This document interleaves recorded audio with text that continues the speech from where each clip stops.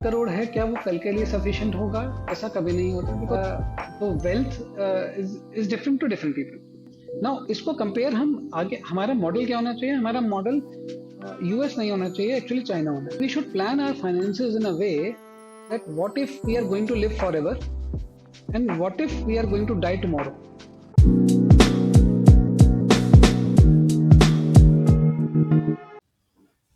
Namaste. Hello to everyone. Wishing all our viewers a very happy new year. आपका आने वाला साल 2026 बहुत बहुत शुभकामनाओं से भरा हो। आज मेरे साथ एक बहुत ही रेप्यूटेड गेस्ट हैं। मेरे साथ हैं mister Sameer Rastogi. Sameer wealth manager हैं और इन्होंने ना जाने कितने लोगों को करोड़पति बनाया है, मिलियनियर बनाया है। समीर तकरीबन 20 साल से investment consulting, wealth management consulting कर रहे हैं। ये विजिटिंग प्रोफेसर हैं IIM लखनऊ में। इनके आर्टिकल्स नवभारत टाइम्स में रेगुलरली आते रहते हैं। और इससे भी बड़ी बात, समीर एक बहुत अच्छे इंसान है, एक फैमिली मैन है और एक बहुत अच्छे दोस्त हैं। So Sameer, welcome to our show. Thank you for accepting my invite and wishing you and your family a very happy new year. Happy new year Vishal, happy new year to everybody who is listening है। क्या बढ़िया शुरुआत है 2026 की। Thank you Vishal. Welcome. Okay, so Sameer, मैं एक बड़े basic questions से स्टार्ट करूंगा हमारा डिस्कशन। और मैं इसीलिए इसमें इंटरेस्टेड हूँ क्योंकि मैंने खुद 2-3 जनरेशन्स देखी हैं। सो अगर मैं अपने ग्रैंड पेरेंट्स या पेरेंट्स, जनरली जिनको बेबी बूमर्स कहते हैं, उस जनरेशन में जाऊं, फिर जेन एक्स, मिलेनियल्स, अब जेन जी, अब अल्फा भी शुरू हो गया है, तो मैंने एक इन्वेस्टमेंट पैटर्न बदलते हुए देखा है, एक रिस्क एपेटाइट बदलते हुए देखा है। एक जमाने में पीएफ इंपॉर्टेंट था, एफडीज इंपॉर्टेंट थी, फिर गोल्ड हुआ, रियल स्टेट हुआ, म्यूचुअल फंड्स हुए। अब people want to move fast, speed, become an entrepreneur. As an investment consultant, how do you see this pattern based on your last 20 years of experience? Sure Vishal. Connecting the dots and whatever you said Vishal, पहले है ना कि अगर आज से 30 साल पहले, 40 साल पहले हम लोगों ने स्केयर सिटीज देखी हैं, राइट? हमने देखा है कि फोन भी बुकिंग पे आता था। हमें पता है कि चिट्ठी आती थी तो बड़ी खुशी होती थी, राइट? तो वो उस टाइम पे उस जनरेशन का काम करने का तरीका उसी पेस पे था। उनके पास काफी इतनी डिस्ट्रैक्शन नहीं होती थी। वो जब घर आते थे तो घर आते थे, वो ऑफिस जाते थे तो ऑफिस जाते थे। हम घर ऑफिस ले जाते हैं, ऑफिस घर ले आते हैं। The situation has change. Today AI is making things so fast, तो अनइमेजिनेबल वे में चीजें हो रही हैं। बट अगर हम फिर भी ये कहें कि 20 साल का जो छोटा सा एक्सपीरियंस है मेरा, मैं ये कहूंगा कि मनी और वेल्थ दो डिफरेंट चीज है। ओके, जैसे मनी तो इज अ नंबर, और वेल्थ अगर हम कहें तो इज इमोशन। एग्जाम्पल के लिए, बैंक में किसी के पास 1 करोड़ रुपए हैं, तो that is money, it is same amount of money for everybody, right? लेकिन अगर आप साधु प्रवृत्ति के हैं तो आपके लिए 1 करोड़ रुपया बहुत है। बट अगर आप बहुत एम्बिशियस हैं, मेटेरियलिस्टिक हैं, you want to really rule the world, तो 1 करोड़ इज ऊंट के मुंह में जीरा। True. तो ये सारी एक पर्सपेक्टिव है, इमोशन है। तो wealth is different to different people. ठीक है ना? दूसरा, ये एक मूविंग टारगेट भी है। जो आज 1 करोड़ है, क्या वो कल के लिए सफिशिएंट होगा? ऐसा कभी नहीं होता, बिकॉज इन्फ्लेशन है। अगर आप जरूरत है, एस्पिरेशन है, ठीक है, उसके हिसाब से वो सब चेंज होता रहता है। और एज के हिसाब से भी ये एक मूविंग टारगेट रहता है। उससे भी बड़ी बात मैं ये कहूंगा कि वेल्थ बनाने के लिए आपकी बैकग्राउंड क्या है वो इतनी जरूरी नहीं है। ठीक है? हम कहें कि आप सीए हैं, आप आईएम से क्वालिफाइड हैं, यानी कि आपका एजुकेशन बैकग्राउंड बहुत अच्छी है, तो आपको तो सब कुछ पता है और आप अच्छी वेल्थ बना लेंगे, ऐसा नहीं। इसी तरीके से अगर आप कहें कि आपकी तो फैमिली वेल ऑफ है पीछे से, और इसलिए आप अच्छी वेल्थ आगे जनरेट करेंगे, ऐसा भी नहीं। तो मतलब अगेन, जहां पे हमने 5,000 रुपए या 2,000 रुपए की एसआईपी से स्टार्ट किया, अ, जो क्लाइंट्स आज भी हमारे साथ हैं, वो दोस्त हैं, वो आज 10 करोड़ के पोर्टफोलियो पे भी तो हैं। ओके, और वो जर्नी अलग ही है, it is very very satisfying journey. तो अ, आपका माइंडसेट क्या है, आपके सर्कल ऑफ इन्फ्लुएंसर्स क्या हैं? जब मैं माइंडसेट की बात करता हूँ कि do we have a wealth mindset और do we have a consumer mindset, ये चीजें हैं। फिर लर्निंग माइंडसेट हमारा कैसा है? हम क्या ये मान के बैठ जाएं कि यार हमने तो बहुत पढ़ाई कर ली और अब जितना पढ़ना था पढ़ लिया, we are not going to learn anything. तो learning happens mostly outside college and outside universities. Very okay, true. वो लर्निंग हमने जारी रखी है कि नहीं रखी है? Again that is very very important.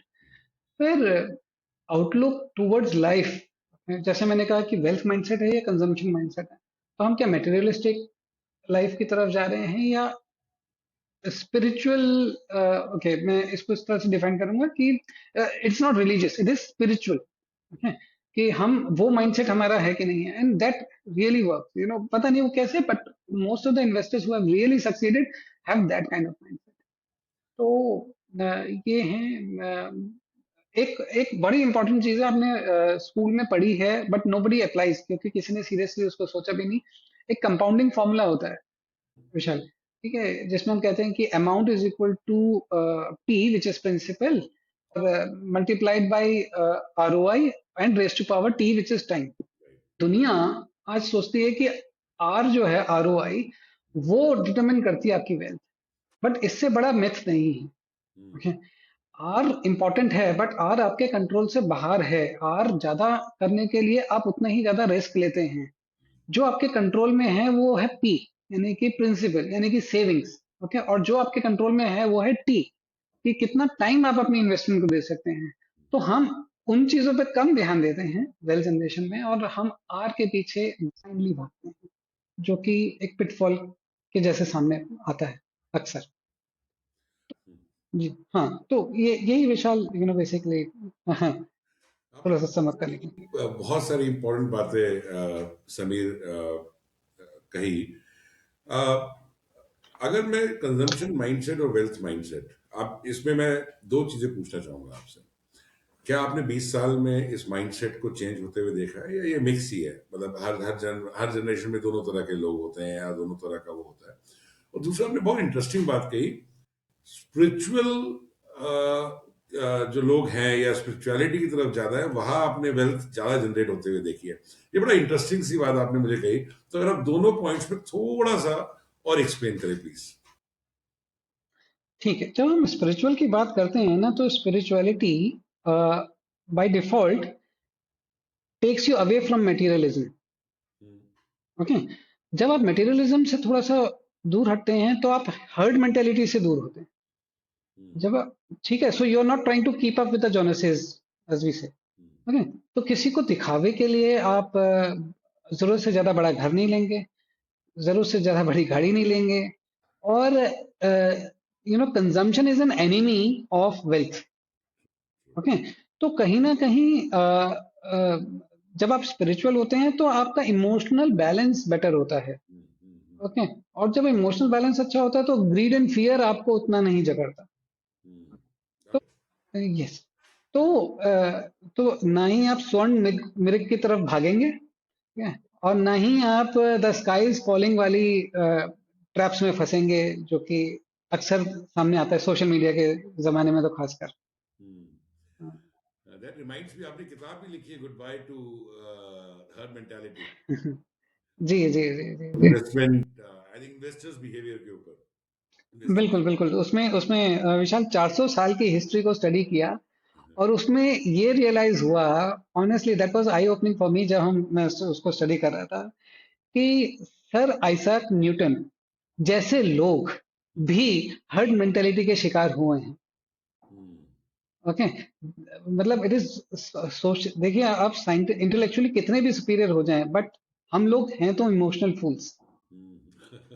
ठीक है, तो हर मेंटालिटी की बात करते हो समीर, तो आप कंजप्शन साइड की बात करते हो या वेल्थ साइड? well, ऐसे सब लोग एप्पल का आईफोन ले रहे हैं तो मुझे भी चाहिए, ठीक है, whether I have 60-70,000, 1 lakh, 2 lakh, doesn't matter, I go buy a mobile, I take a EMI. आप कंजप्शन पे हर मेंटालिटी की बात कर रहे हो या वेल्थ क्रिएशन पे कर रहे हो?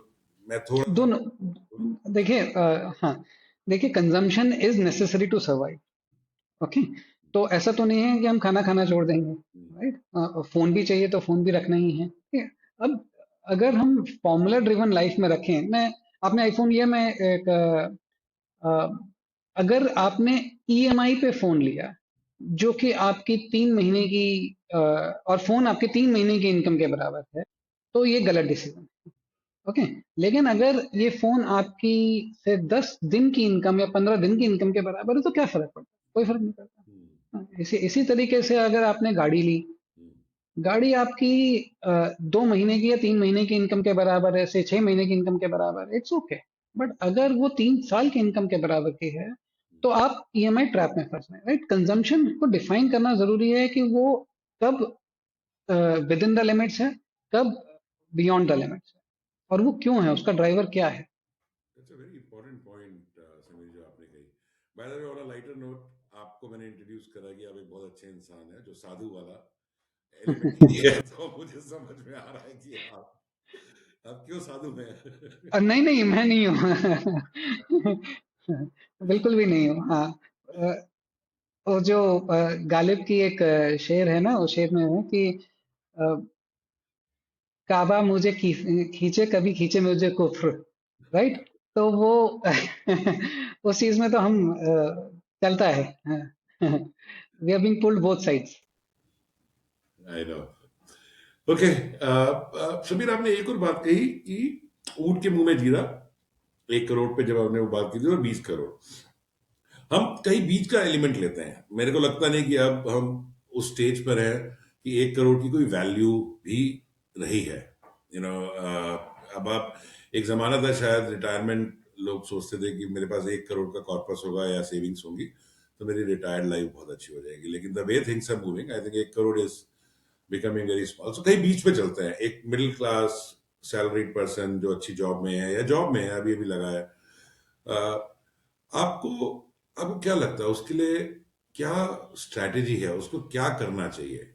उसका मन भी है रिस्क लेने का, क्योंकि वो इस जनरेशन, अभी आपने कहा कि पीपल गेट कैरिड अवे, उसको, उसका वो मन भी करता है, उसको चीजें भी चाहिए, कंजम्पशन भी इज बीइंग ड्रिवन, लेकिन कहीं ना कहीं अंदर से उसको मालूम है कि वो वेल्थ भी जरूरी है मेरे लिए आगे आने वाले समय में। How do you see this? आपकी client, I'm sure you must be getting those kind of customers as well, clients as well. So आप how do you deal with this, and what is your recommendation? Vishal, it's very clear, it has to be a right balance of everything, right? तो जैसे हमने कहा कि सिर्फ future में ही नहीं जीना है, राइट? फ्यूचर के लिए ही नहीं सब कुछ करना है। Current is important, current, because current में अगर हम खुश रहेंगे तभी चीजें आगे बढ़ पाएंगे, and then we can enjoy life, right? सब कुछ अपने गोल्डन ईयर्स के लिए छोड़ने की जरूरत नहीं है। Hmm. हम्म, हाँ, लेकिन बैलेंस में, we should not go overboard. हम मतलब इस तरीके से, मैं एक, मेरे को किसी ने बताया और मेरे को बड़ी अच्छी लाइन लगी, we should plan our finances in a way that what if we are going to live forever and what if we are going to die tomorrow?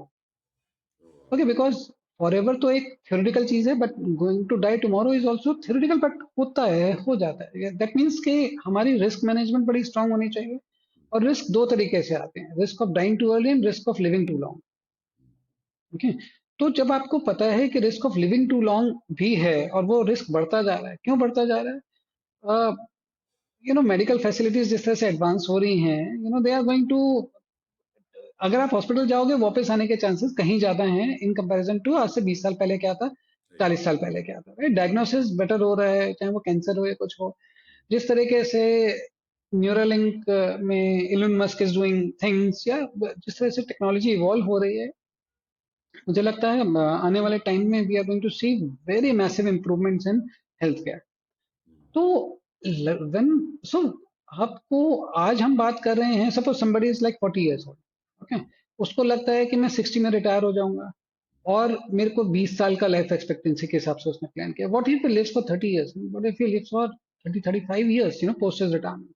Okay, अच्छा, जो हेल्थ, जो वो साल होते हैं आपको लोन नहीं मिलेगा। Hmm. ओके, आज आप कुछ भी कंजम्पशन करिए उसको आपको लोन मिल जाएगा, बट रिटायरमेंट के लिए कभी लोन मिलता है नहीं मिलता।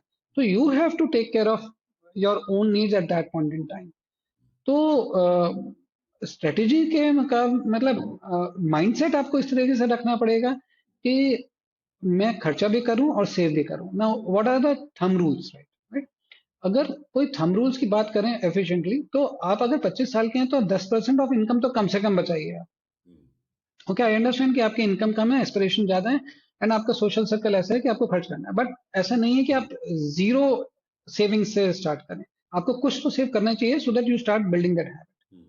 By the time you are 30, aim that you would be saving 30%. By the time you are 40, aim that you are saving 40%. By the time you are 50, aim that you save 50%, okay, of your take home.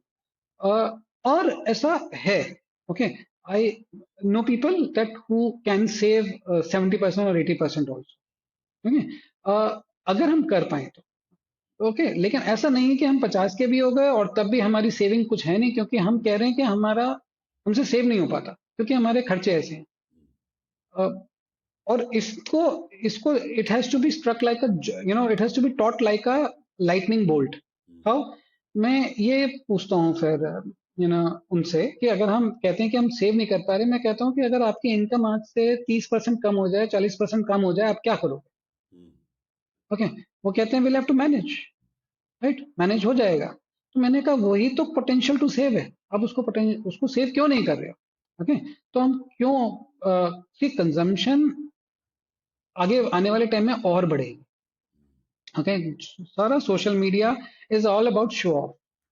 Okay, ठीक है, चाहे वो Facebook से start हुआ, Insta पे चल रहा है, इतनी स्टार्टलिंग फिगर्स हैं कंजम्पशन को लेके। I as an investor I am happy about it, okay, because मुझे तो स्टॉक्स में डालना है जहां पे लोग ईएमआई पे खर्चा करते हैं। लेकिन जो लोग खर्चा कर रहे हैं, जैसे एग्जांपल के लिए इंटरनेशनल ट्रेवल के लिए जो statistics I, 27% of travel is on EMI. ये आज से 10 साल 15 साल पहले नहीं होता था। ओके, ये नया ट्रेंड है। मैंने देखा कि वैलेंटाइंस के लिए, अगर आपको वैलेंटाइंस डे पे अगर आपको टेबल बुक करानी है डिनर के लिए, वो ईएमआई पे है। दुकानों पे मैंने शू देखा, वो ईएमआई पे मिल रहा है। मैंने कहा यार दिस इज क्रेजी, राइट? अभी हमें पता है कि फोन तो ईएमआई पे बिक ही रहे हैं, बट जब माइक्रो लेवल तक ईएमआई चल रही है, that means people are kind of letting loose their money management. मैं दो चीजें आपने जो कही उस पर मेरे दिमाग में आती है समीर। पहला, जब मैं यूएस ट्रैवल करता था या जब मैंने उस इकोनॉमी को थोड़ा बहुत समझा, तो it's a credit economy, credit card पे ही चलती है, similar to our EMIs and all. तो क्या आपको लगता है कि हम अब धीरे धीरे उस डायरेक्शन में जा रहे हैं जहाँ इट इज मोर लोन, क्योंकि हमारा ट्रेडिशन रहा है सेविंग्स का, इन्वेस्टमेंट का। क्या हम अब उस तरफ जा रहे हैं? दूसरा question, I let you first answer this and then I come to the same question. हमें उस तरफ कुछ सेगमेंट, क्योंकि हम इन्फ्लुएंस बहुत होते हैं यूएस से और यूएस के लाइफस्टाइल से, तो उसकी तरफ बढ़ तो रहे हैं, बट वो जो बढ़ना है वो सस्टेनेबल नहीं है। मैं बताता हूँ क्यों। क्योंकि यूएस में जब हम कहते हैं household savings are like 3 to 4% of their income average, तो यूएस तो फिएट करेंसी है, dollar. Okay, they can print as much as they want and government can take care of so many things, right? अगर अगर Covid आया और आपके पास suppose emergency money नहीं है, बट गवर्नमेंट ने कहा ठीक है, इतने डॉलर्स हर वीक सबको दिए जाएंगे, हो गया, ठीक है, ठीक है। इंडिया के अंदर अगर आप बॉटम 80% पे हो, तो government can still take care of आपका फ्री का राशन, फ्री का पानी, फ्री के दाल चावल, राइट? लेकिन if you are in the top 5% of the population and you have a particular lifestyle and you do not have emergency money, okay, to and your lifestyle is beyond your scope, right? तो you are in for lot of disappointment. Okay, now इसको compare हम आगे, हमारा model क्या होना चाहिए? हमारा model US नहीं होना चाहिए, एक्चुअली चाइना होना चाहिए, बिकॉज हमारे डेमोग्राफिक्स चाइना की तरफ है, हमारा कल्चर भी शायद चाइना के जैसा है, they have also been savings economy.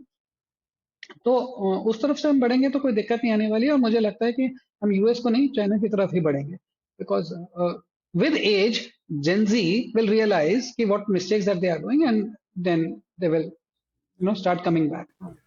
No, आपने समीर, आई थिंक आपने एक मंत्र दिया अभी थोड़ी देर पहले, मैं उसको वापस से रिआइट्रेट करना चाहता हूँ, रिकन्फर्म करना चाहता हूँ आपसे। आपने कहा 25 साल का जो है उसको 10% सेव करना चाहिए। वो सेव क्या करना चाहिए, इन्वेस्ट करना चाहिए, हम उस पर बात करेंगे। 30% को 30%, 50% को 50%। क्या मैं ये थंब रूल मान लूं सबके लिए, जो भी हमारे व्यूअर्स हैं और जो भी इस वीडियो को आने वाले समय में देखेंगे, कि भैया आप तक 25-29 के उसमें है, आप 10% सेव कर लो, लेकिन जैसे ही आप 30 क्लिक करते हो तो आपकी एज के साथ आपका नंबर मूव होना चाहिए। तो 30 ईयर्स के हो तो 30% इज योर सेविंग, 31 के हो 31%, and it should move accordingly. Is can that be a thumb rule? Yes, that can be a thumb rule. Okay, you have to have, जब हम वेल्थ माइंडसेट की बात करते हैं तो उसमें सबसे पहला जो स्टेप है वो है savings mindset. Right, you have to be ruthless in savings. Okay, जैसे ही आपके अकाउंट में पैसा आया, आपको bank, by way of salary और वट एवर, ओके, आपको 30% you have, if you are 30, right, 30% bank से निकाल के कहीं पे डाल दो, अपने से दूर कर दो। Okay, and then manage with whatever is. Okay, अगर आपने ये सोचा है कि बैंक में पैसा आ गया, पहले हम खर्चे कर लेते हैं जो जो भी करना है, और उसके बाद देख लेंगे, अगर सरप्लस बचता है साल में, साल के एंड में देखेंगे, तो कुछ नहीं बचेगा। तो आइडियली ये होना चाहिए। okay? अ, कुछ 10% of the people I think are doing it, not everybody is doing okay, perfect. Now अब अगर मैंने सेव करा, और दूसरा एक और सवाल, ये रूल जो है, मान लीजिए मैं एक नया इन्वेस्टर हूं, मैंने आज से कुछ इन्वेस्ट नहीं करा, मैं 40 साल का हूं, लेकिन अब मुझे रियलाइज हुआ कि मुझे करना है कुछ, तो I can follow the same rule, 40% it. Yes, should go there. Yes, yes. अब ये व्हेन यू से सेव, आप, मुझे नहीं लगता कि आप कह रहे हो कि इसको बैंक में रख दो, you are talking about investing it. Correct. So उसको कैसे करना है? मतलब मैंने 40% निकाल दिया, मैं क्या करूं उस पैसे थोड़ा सा इसमें बैकग्राउंड मैटर करता है, राइट। बैकग्राउंड में ये है कि आपकी हाउसिंग नीड्स कैसे, राइट, आपकी फैमिली नीड्स में क्या है, आपके गोल्स क्या है, ये थोड़ा सा फाइनेंशियल प्लानिंग का इशू है। अब हमारे यहाँ क्या है, फाइनेंशियल प्लानिंग भी इतनी रिलेवेंट नहीं है, बट अगर हम जैसे यूएस की बात करते हैं तो यूएस में financial planning is very important, very professionally taken. India में करीब सिर्फ 2,500 फाइनेंशियल प्लानर्स हैं, certified financial planners, but China जिसकी अभी हम बात कर रहे थे, वहां पे करीब 35,000 सर्टिफाइड फाइनेंशियल का? प्लानर्स। ओके, तो आप देखिए प्रोफेशनलिज्म में they are ahead in terms of money management. जब हम फाइनेंशियल प्लानिंग करते हैं ना, तो हम ये देखते हैं कि वे डू वी स्टैंड टुडे, बच्चों के एजुकेशन का क्या लगता है, हम suppose talking about a 40 years old, तो अभी एजुकेशन कहाँ इंडिया में करनी है, इंडिया से बाहर करनी है, what asset base we already have, कुछ इनहेरिटेंस से आ रहा है या कुछ हमने एक्वायर किया है, तो उसके बेसिस पे अगर हमें लगता है कि कुछ गोल्स हमारे अगले 5 साल में आने हैं, 10 साल में आने हैं, तो वो तो उसके हिसाब से हमें रिस्क भी लेना है। अगर कोई गोल हमारा 2 साल में आना है, तो हम बैंक में रहेंगे या लिक्विड फंड्स में जाएंगे, ठीक है। लेकिन अगर हमारा कोई 5 साल के बाद आएगा, तो शायद हम हाइब्रिड फंड्स में जाएंगे। कोई 10 साल के बाद आएगा, तो हम 100% इक्विटी फंड्स में जाएंगे। हमें मकान लेने की जरूरत है या नहीं है, because we might be living on rent, तो उसके लिए भी मनी मैनेजमेंट देखना पड़ेगा।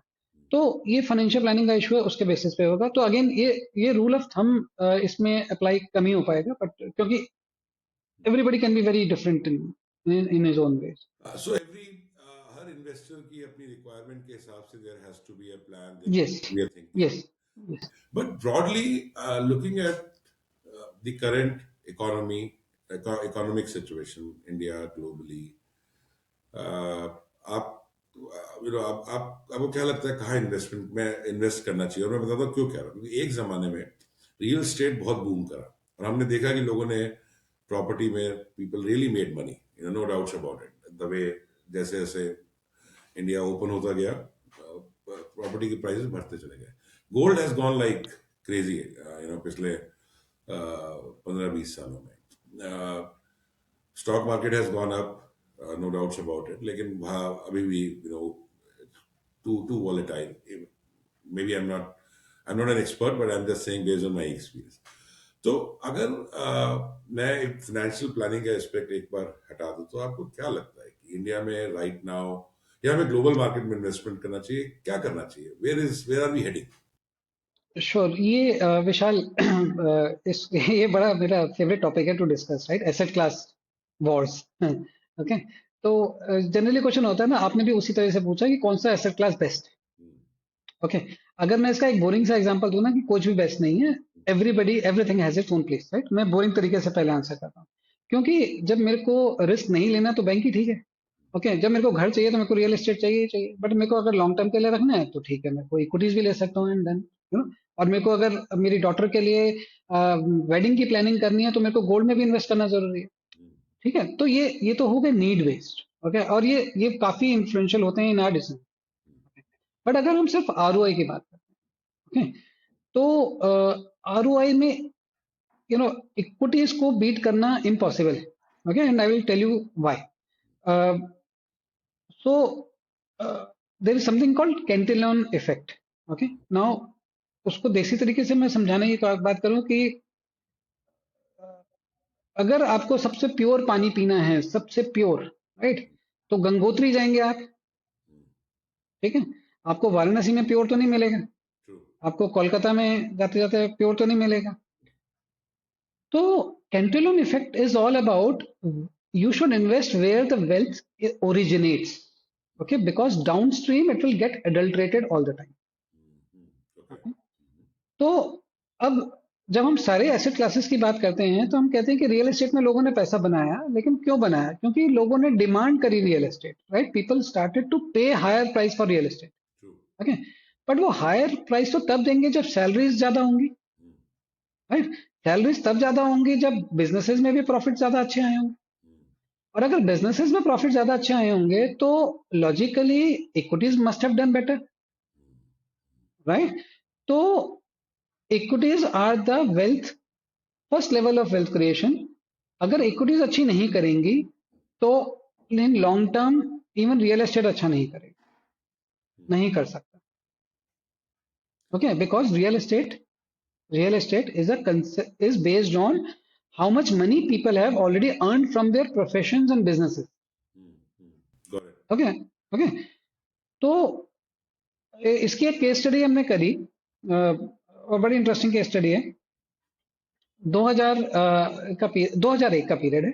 2001 में अरालियाज लॉन्च हुआ था गुड़गांव के अंदर, राइट? अब डीएलएफ अरालियाज मैग्नोलियाज को मतलब मोस्ट लग्जरियस प्रोजेक्ट माना जाता था। अभी कमेलियाज आ गया, but before that they were the two one, right? और उसी टाइम पे हमने कहा कि हमने एक बैलेंस फंड लिया called HDFC prudence fund, right? वो भी सिंपल है, हम ये नहीं कह रहे कि वो बेस्ट था या नहीं। आज अगर आपने मान लीजिए 10 लाख रुपए उधर लगाए होते, कैमेलियस अरालियस उतने में नहीं आया होता, या सपोज एक 10 रुपए लगाए होते और 10 रुपए आपने एचडीएफसी प्रूडेंस फंड में लगाए होते, तो आज आई वुड से कि जितने का कमेलिया अरालियस है उससे 3.5 टाइम्स एचडीएफसी की वैल्यू। ओके, नाउ वेल्थ दिखती उसकी है जहां पे ज्यादा लोगों ने कॉन्फिडेंस दिखाया, ज्यादा जहां पे टिकट साइज ज्यादा रखा। क्योंकि आप रियल एस्टेट में डालेंगे तो आज 2 करोड़ से कम क्या डालेंगे, लेकिन आप जब मैं कहूंगा कि आप एचडीएफसी प्रूडेंस में डालिए, कहेंगे मैं 5,000 रुपए डाल दूं क्या, मैं 10,000 रुपए डाल दूं क्या, ठीक है, या 1 लाख डाल दूं क्या? ओके, तो ये माइंडसेट का प्रॉब्लम। ओके, लेकिन आप अगर आरओआई की बात करेंगे, आरओआई में हमेशा any country in the world equities will always beat real estate. Gold, हाँ, gold is a different animal, it works on different parameters, वो उसके जियोपॉलिटिकल इन्फ्लुएंसेस काफी होते हैं, तो उसको अलग तरीके से देखा जाता है। Gold is important, that should also be a part of the portfolio, but अगर हम सिर्फ डेट और इक्विटी और रियल एस्टेट की बात करें, देन मैं दो दो सवाल मेरे मन में आए एकदम से आपकी बात सुन के।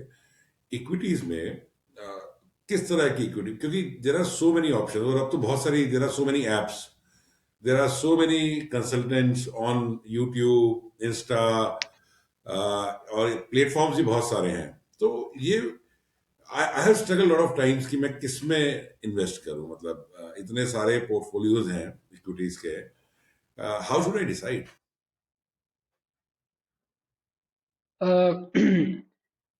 जो सोशल मीडिया है या जो ऑनलाइन प्लेटफॉर्म्स हैं, they make money on eyeballs primarily.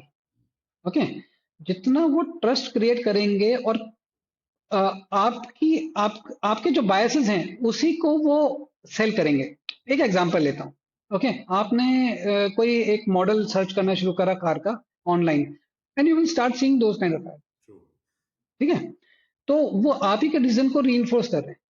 इसी तरीके से जब हम सपोज प्लेटफॉर्म्स की बात करते हैं तो वो कहते हैं कि ये 5 स्टार फंड्स हैं, आप ये ले लीजिए, ये फंड ने इतना रिटर्न दे दिया, ये ले लीजिए।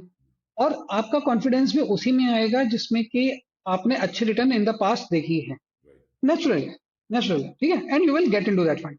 Now there is no way that that platform will show you the amount of risk involved. Okay, they are not supposed to. They will also, and there is no way that they can, mathematically model it. Okay, तो मतलब they would do not want to complicate it, जितना complicate करेंगे उतना लोग averse हो जाएंगे, because people want to make decision quick, right. Right.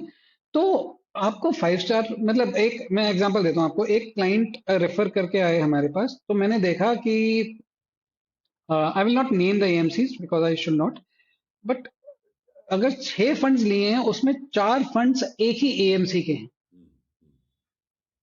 क्यों? क्योंकि वो चारों अल्फाबेटिकली ऊपर आ रहे थे। ओके, और उसके उस टाइम पे उसके रिटर्न भी अच्छी आ रही थी। तो मैंने कहा ये डाइवर्सिफिकेशन तो है नहीं, because you are investing with the same AMC, almost with the same style. तो but he said that these funds were best. Okay, but क्योंकि साइकिल चेंज हुई, अब जब वही फंड्स अंडर परफॉर्म करना शुरू किया, then he realize that he did something wrong and that's why we should consult, right. तो देर इज ऑलवेज, जो स्वर्ण मृग है, ओके, उसको आपको डाउट के साथ देखना चाहिए। उसमें ये देखना चाहिए कि अगर उसकी परफॉर्मेंस आ गई, वो तो आ चुकी है ना, वो क्यों आई और क्या वो सस्टेनेबल है in the long term. Okay, अगर वो सस्टेनेबल नहीं है, और I do not know whether people have really the wherewithal to check, okay, but with experience, people, develop, can develop, because अगर हम साइकिल समझते हैं तो वो हो जाता है। तो it is not that simple कि मैं ऑनलाइन गया, देखा 5 स्टार फंड है और उसमें इन्वेस्ट कर दिया and then I go back to sleep, ऐसा नहीं होता। पर समीर, आपको लगता नहीं कॉमन मैन के लिए ना बड़ा मुश्किल है ये? सी, आपने एक डेटा दिया, finance planners, India versus China. So पहली बात तो लोगों को अवेयरनेस भी नहीं है। मैं कहूँ अगर अवेयरनेस भी है तो शायद सप्लाई भी इतना ना हो कि इंडिया का मिडिल क्लास या अपर मिडिल क्लास सैलरी जाके सबसे कंसल्ट कर सके। और फिर वो एप्स और उनके एल्गोरिथम्स हैं, वो आपको बायसेस क्रिएट कर ही रहे हैं। कोई रूल है ऐसा जो आप कह सको कि कोई डिसीजन लेने से पहले, किसी में भी इन्वेस्ट करने से पहले इक्विटीज में, ये 2-3 चीजें आप रिसर्च कर लीजिए please before you put your money? There is a lobby, which says that SEBI should introduce an exam for investors. अगर आप इन्वेस्टर हो, अपना पैसा खुद मैनेज कर रहे हो, तो कम से कम एक एग्जाम तो दे दो, पता तो चले कि आप कितने काबिल हो, आप खुद कर सकते हो नहीं कर सकते हो। मैं आपको एक और नंबर देता हूँ, राइट। हम कहते हैं कि सीएज और सीएफएज, और आईएम पास आउट काफी अच्छे इन्वेस्टर्स होते होंगे, वो होते हैं, ओके। बट अगर मैं पर कैपिटा एडवाइजर यूज देखूं ना, they have the highest advisor use, which means that they engage with the advisors more than just a software developer, okay, और टेक्नोलॉजी वाला जो कि जिसका कि फाइनेंस से कोई लेना देना नहीं। तो जिन लोगों का फाइनेंस से लेना देना है, they understand the nitty-gritties, okay. जिनका फाइनेंस से लेना देना नहीं है और उनको पता, जो निटी-ग्रिटी समझता है, उसको लगता है कि नहीं, मेरे को एक पैरेलल ओपिनियन चाहिए, सेकंड ओपिनियन चाहिए, थर्ड ओपिनियन चाहिए, ओके। जिनका लेना देना नहीं है, they go in with the pied piper, okay. So when we say pied piper, you understand the story, right, कि social media can act as a pied piper. अभी पीछे हमने सिल्वर में देखा that pied piper effect was very very high, okay. So this always plays out. तो number 1। Number 2, मेरे को लगता है ये इंडिया स्पेसिफिक शायद ज्यादा हो सकता है, that there is a lot of trust deficit, okay. Trust deficit का मतलब ये होता है कि कोई भी एक दूसरे को आसानी से ट्रस्ट नहीं करेगा, ओके। प्रोफेशनल्स में हम कम ट्रस्ट करते हैं, मतलब मैं तो कौन हूँ, हम लॉयर्स और लोग डॉक्टर्स पे भी ट्रस्ट नहीं करते, ओके। तो प्रोफेशनल्स पे हमारा ट्रस्ट कम होता है, हम सोचते हैं कि नहीं, वो तो बिना बात के पैसे बना लेते हैं, okay. When Google is there for everything and today now chat GPT is there for everything.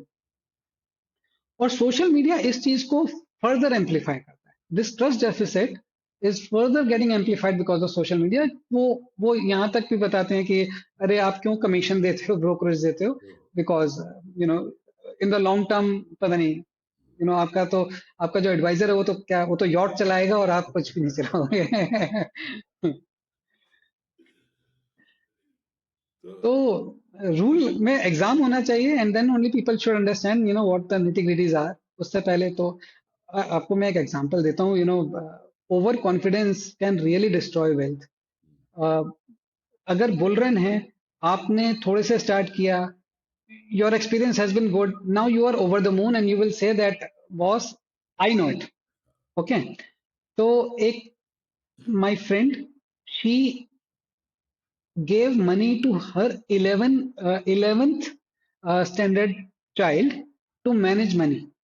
25 lakh रुपए दे दिए। ओके, कि मेरे नाम से तू डीमैट अकाउंट खोल और तेरे को जो स्टॉक लेने हैं वो ले। And for that family 25 lakh is not a small amount, it's a decent amount.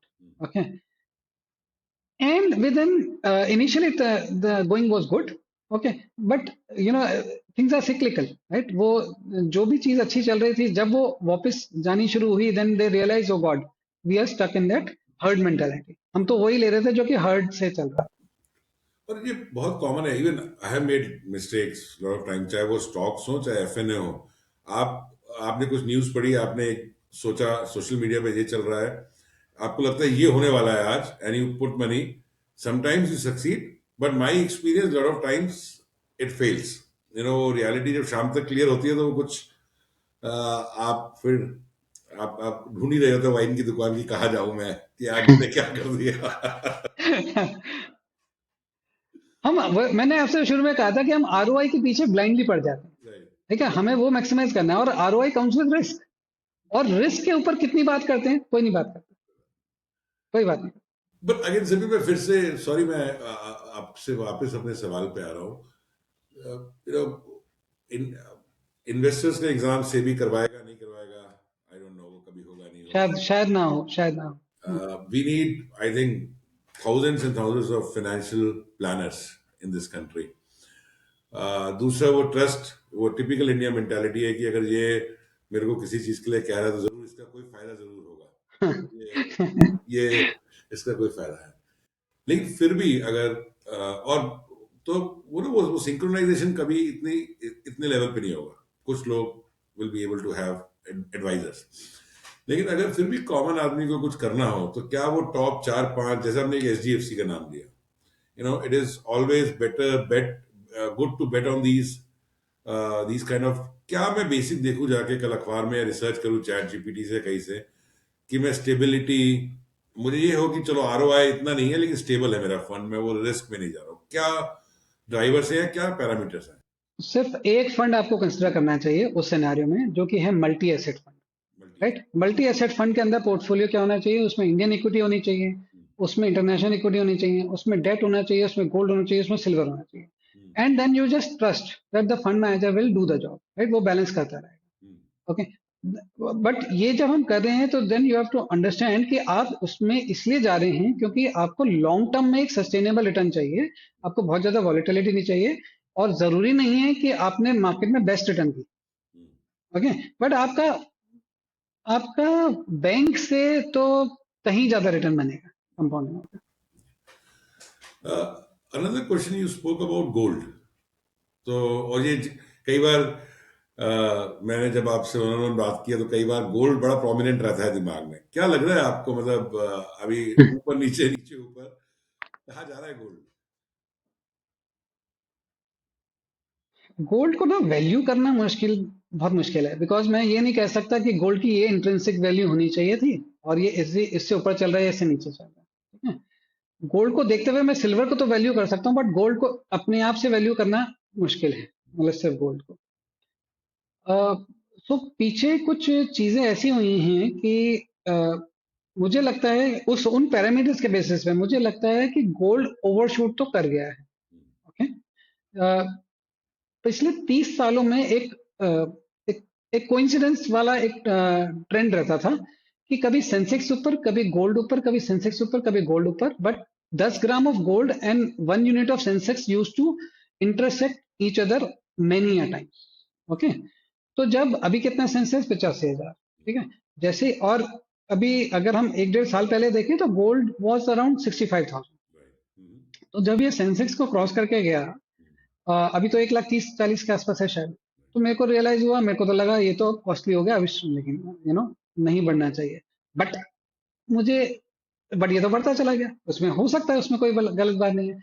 अगर आपको आई थिंक मेरे को याद आ रहा है कि 2012 में भी हमने शायद बात करी थी इस बारे में, गोल्ड। राइट? आपने कहा था दादा क्या लग रहा है, एक कॉइन ले लूं क्या? हाँ। ठीक है, ठीक है। तो बात यही हुई होगी कि हाँ ले लेते हैं, राइट? तो वो मार्केट उस टाइम पे गोल्ड बढ़ा भी था, और 2013 में शायद वो पीक आउट किया था। ओके, तो गोल्ड भी अगर अगेन देखिए, सेंट्रल बैंक्स बाय कर रहे हैं because of geo political reason, ठीक है, विच मीन्स ये मॉनेटरी रीसेट है। मॉनेटरी रीसेट आज से पहले कब हुआ था? 1970-71 में हुआ। ओके, वो फोर्स था, ये मार्केट ड्रिवन है। ओके, उसमें, हाँ, उसमें policies were made to reset the things. यहाँ पे अभी मार्केट ड्रिवन है, because Russia is demanding gold differently, China is demanding gold differently, India is also accumulating gold, and so on. तो but मैं अगर टेक्निकल चार्ट्स की बात करूं, मुझे लगता है कि for some time gold has already made its peak.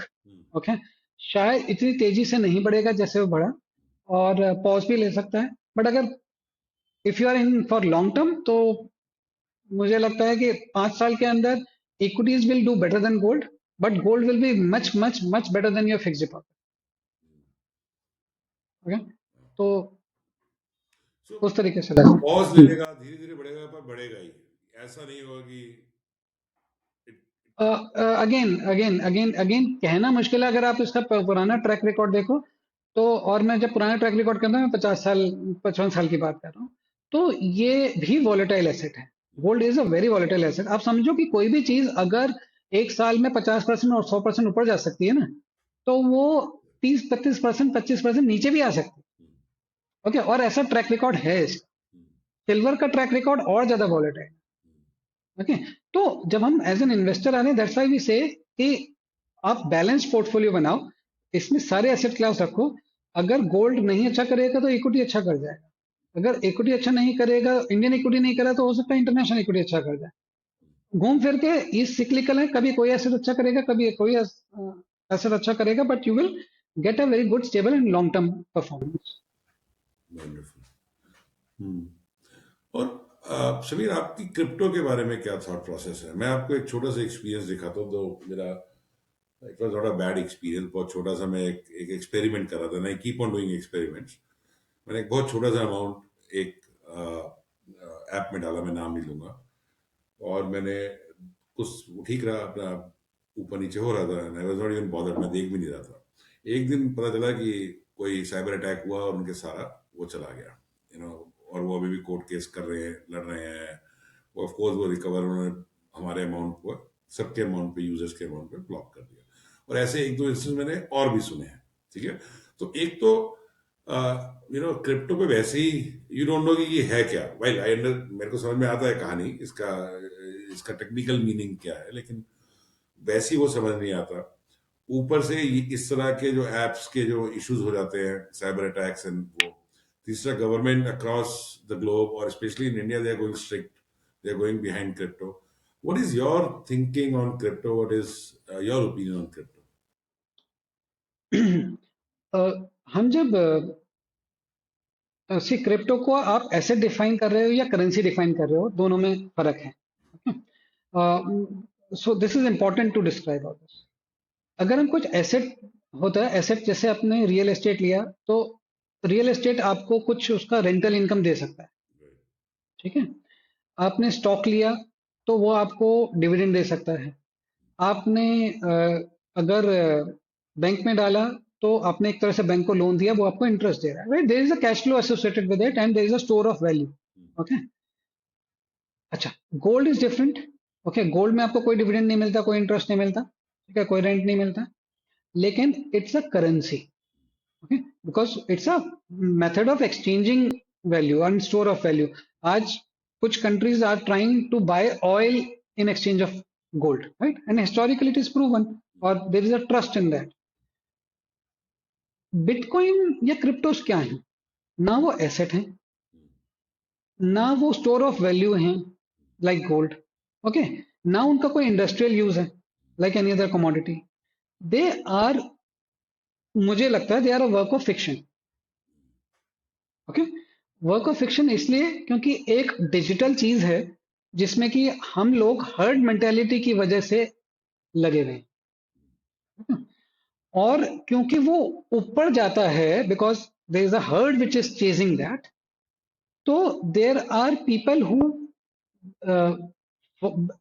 Bring out a narrative कि यार ये तो फ्यूचर है, फ्यूचर में ये होगा वो होगा फलाना होगा, and people buy that narrative and they follow it. Okay, and some people who had entered early would make profit. Okay, but it's a cyclical thing. नीचे क्यों जाता है बिटकॉइन? बिकॉज जो पहले एंटर करे उन्होंने बेचना शुरू करा. Okay, and it starts to crash. तो एक ये इसके अंदर इंट्रिंसिक वैल्यू नहीं है, this is a herd mentality thing. और एक तो मेरे को ये उसमें कॉन्फिडेंस नहीं आता. अगर मैं प्लेटफॉर्म्स के ऊपर आऊं, this is not a regulated area. Okay, मैं किसको पैसे दे रहा हूं, और अगर मैंने उसको पैसे दिए, क्या मैंने उसको लोन दिया? मैंने उसको लोन भी नहीं दिया.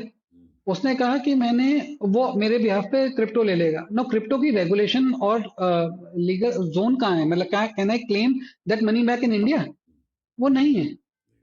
Okay, so I am giving away my money to unknown entity into a black box. Okay, तो इससे मेरे को कॉन्फिडेंस नहीं आता. See, we are in the business of managing people's money which is hard and. Okay, एक तरफ return है जो कि हमें बनानी है, दूसरी तरफ रिस्क जो हमें मैनेज करना है. okay? तो यहाँ पे क्या है कि रिस्क ज्यादा है, रिटर्न हो तो हो. Okay, but there is no guarantee to anything. Okay, तो इसलिए I would like to personally avoid. But coming back to gold, gold physical gold is better or those ETFs and उसमें वो better है कि आप लेके रख लो. अगर आप फिजिकल रख सकते हो और तो वो बेटर है. अच्छा. ओके, रीजन, गोल्ड के दो पर्पस होते हैं. एक तो वो करेंसी है, अप्रिशिएट करेगा, या स्टोर ऑफ वैल्यू है, वो सब चीजें, वो तो आप ईटीएफ से भी देख सकते हो. ठीक है, वो कोई दिक्कत नहीं है. लेकिन think of a wildest dream, right?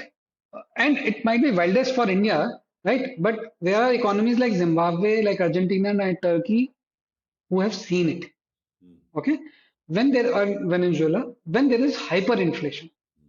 Okay, whenever there is hyperinflation, then your currency may go down dramatically, right? हर महीने वो 25% टूट सकता है आपकी currency. It can work like that. तो उसमें 25% यानी कि गोल्ड का प्राइस अप्रिशिएट हुआ.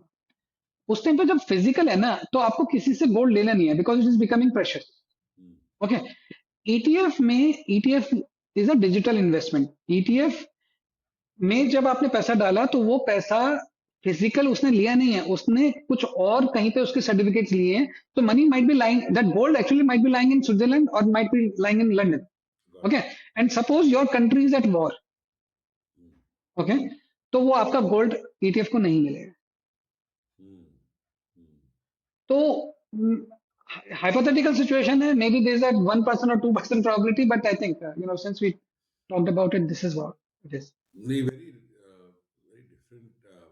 Generally वही अगर herd mentality, people are talking about not buying physical gold, but what you're saying makes sense. और जिस तरह के era में हमने 2025 देखा और हम जा रहे हैं, wars are possible now. मतलब वो हो जाता है. हाँ, Large scale now, लेकिन छोटा छोटा वो, and then it keeps on impacting the economy. correct. Defense budgets are going up, and it is not for nothing, right? True. Defense budget जब ऊपर जा रहे हैं तो कुछ तो है ही. Right. True. Probably my second last question, Sameer. मैंने एक टर्म से मैं बड़ा कंफ्यूज होता हूँ. Advisor alpha, active, passive investments and all, ये क्या कॉन्सेप्ट है? If you can explain, is it real? मतलब especially advisor alpha, is it real or what is it all about?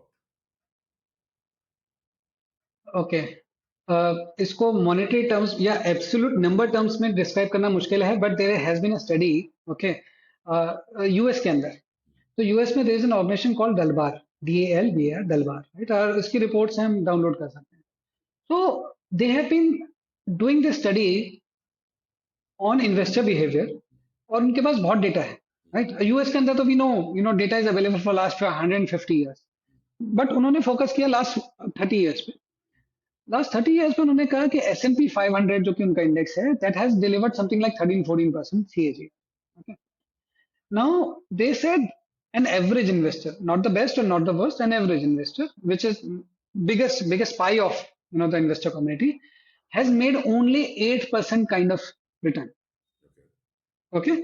Now these are those investors which are seasonal investor. They are not the long-term investor. They come because of the market highs and they go because of the market lows. Okay, because greed and fear impacts them, and of course, which means that they are not the advised ones. Okay, so they are on their own, right? US में आप कर सकते हो, तो उनका return average 8% रहा। Now 8% in absolute terms may not be bad, but जब आपको पता चला कि नहीं, S&P इंडेक्स ने आपको 14% का रिटर्न दिया है and you are underperforming by 5%, now this is a very big question mark. Then they also studied those investors who are being handheld by advisors. Okay, वहां पे advisors as a community is a registered community and they know who is who, और उनके portfolios को track किया गया। तो उनके portfolios को जब ट्रैक किया गया तो ऑन सेवरल थिंग्स, कि उनकी एसआईपीज लंबी चलती हैं, उनकी एसेट एलोकेशन बेटर होती है, उनका रीबैलेंसिंग बेटर होता है, टैक्स हार्वेस्टिंग होती है, all those kind of thing. Okay, but they cut come to a number कि उनका जो ROI CAGR बना लॉन्ग टर्म का, वो करीब 13% है। Okay, now they may not have beaten index, but versus 8% and this 13%, so there is a 5% advisor alpha. Okay, इसके अंदर एक और फैक्टर जो कि बहुत बड़ा है, generally Vishal you would agree, कि people who are wanting to go on their own, they are generally low on confidence. Okay, तो उसमें क्या होगा कि अगर वो कॉल ठीक भी ले रहे हैं लेकिन उनका जो एवरेज वेटेज है या एवरेज जो टिकट साइज है वो छोटा होगा। Okay. Now, in comparison to somebody, suppose you trust somebody, और अब वो कहेगा कोई दिक्कत नहीं है, सिक्लिकल ऐसा होता है, आप ज्यादा डालो, right?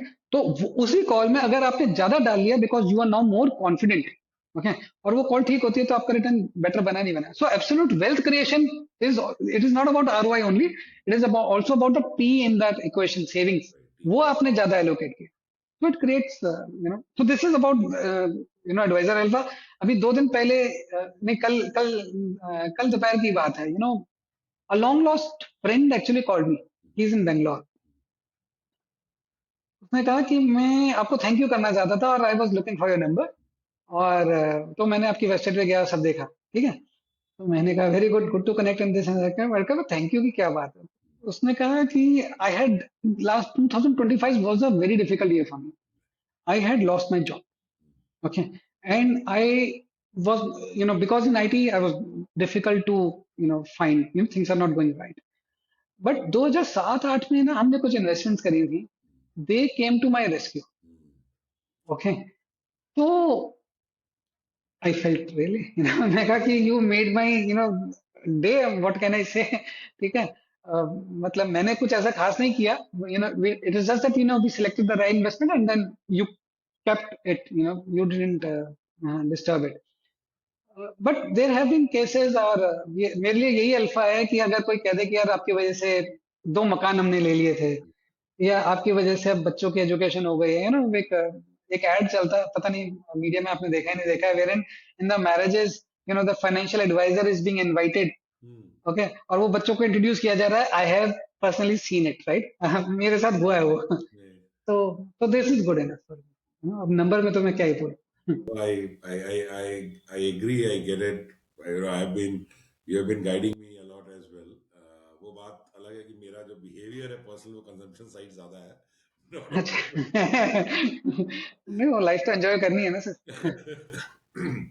But yeah, it definitely makes you. I can relate. I can imagine आपको कितना अच्छा लगा होगा when this person called you up. So हाँ, मतलब घर जाके ही मैंने बताया, yeah, तुम्हारी वाइफ कह रहा ऐसा ऐसा हुआ है, which is okay,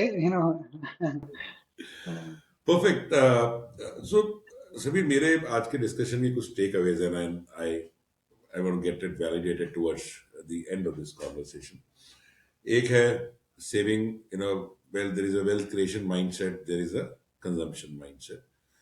You know, an individual, if he's able to have an advisor, great. If not, he should write down the priorities. You know, when is what kind of money needed in coming days, kind of an idea.